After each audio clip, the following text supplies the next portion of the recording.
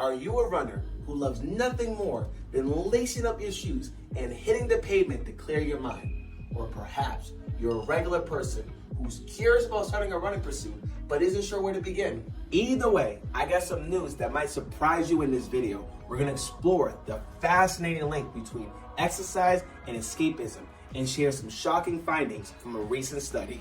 So, whether you're a seasoned pro or starting out on your running pursuit, stay tuned to learn the truth about running away from your reality and how it could be impacting your overall well-being. Without further ado, my name is Jeremy Colon, and this is The Dark Side of Fitness, episode 63.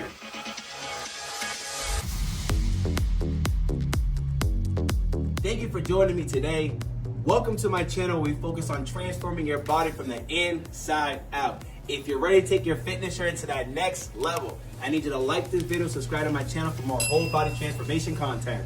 Running away from reality or running towards self-discovery? Norwegian researchers explored this question in a new study on exercise and escapism. Think of escapism as running to get away from it all. It refers to the habit of diverting one's mind to imagination or entertainment as a means to escape reality. While many people enjoy running for this specific reason, the practice could have downsides, says the researchers. The scientists hypothesize that whether this approach is beneficial or harmful, depending on the type of escapism you indulge in. So now, let's take a deeper look. How the study worked. The researchers used a scale they had previously developed to test their assertion. It measures two distinct types of escapism: self-suppression and self-expansion. Self-suppression involves engaging in activities to push down or avoid negative thoughts or emotions. The researchers label this as maladaptive response, indicating that it's an inadequate or inappropriate way to cope with one's situation. In contrast, self-expansion is considered an adaptive response in which an individual remains open to positive experiences and strives to learn new things about themselves. This approach is more about exploration than avoidance. How does this relate to running?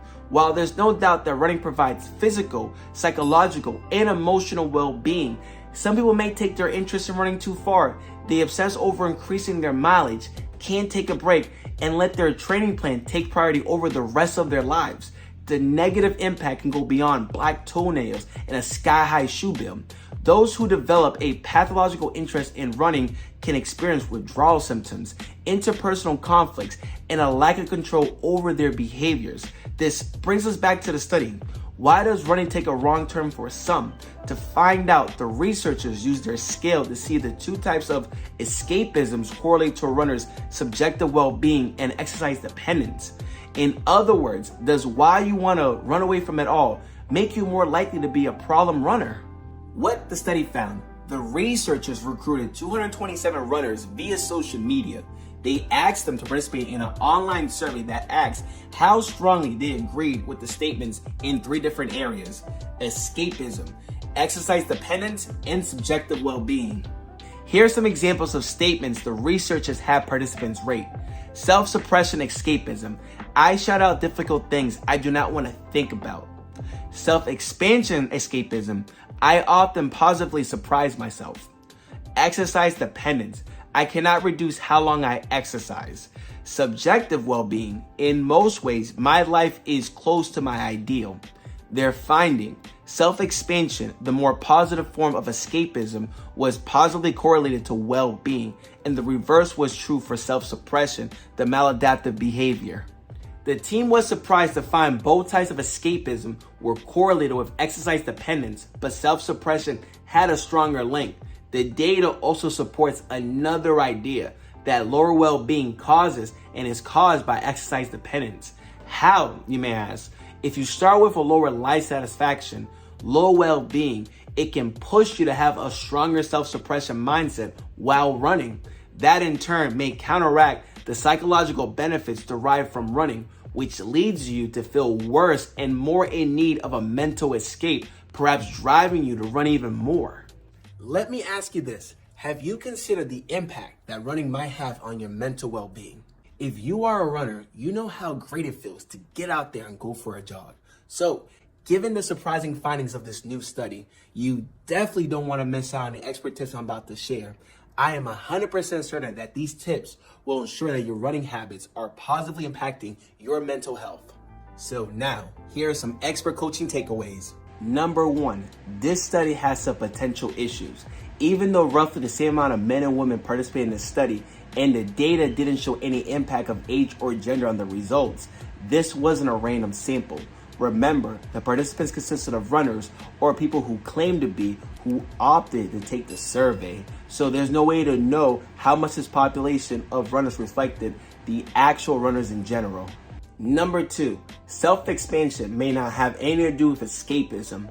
The escapism scale used in this study was designed over a decade ago by some of the current study's authors, and they applied it to other activities like gaming, sports, and entertainment use. But a scale is only worth using if it measures what it's supposed to measure. While most of the statements on the self-suppression side of the scale sound like what you think of when you hear escapism, like, I want to escape from my reality, I want to escape from myself. The self-expansion side of the scale, I like to get to know myself better. I try to learn new things about myself. Sound less like escapism and more like introspection or personal growth.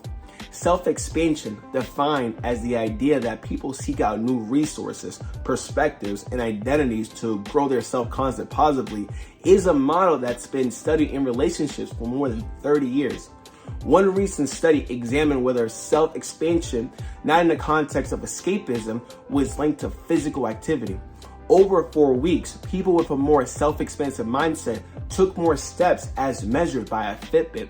So is self-expansion a form of positive escapism, or is it a mindset completely divorced from escapism that just so happens to predict well-being in runners? If it's the latter, that might explain why both self-suppression and self-expansion were linked to exercise dependence, even though they're supposed to be the opposites. Number 3, seek support. Regardless of whether the scale used in the study makes sense or not, it does highlight an important point. Just because running has psychological benefits for many people doesn't mean it benefits people in the same way. There are many problems running cannot solve, and too much running can be a problem. It's best to seek out a qualified mental health professional if you're someone struggling with exercise dependence. As we come to a closing, I want to say thank you so much for taking the time to watch this video. Your support means the world to me, and it's the reason why I continue to make valuable content like this for you. So if you want to continue to see content like this, please like, subscribe, hit that bell icon so you never miss out on fantastic expert tips. And until next time, see you in the next video. Thank you.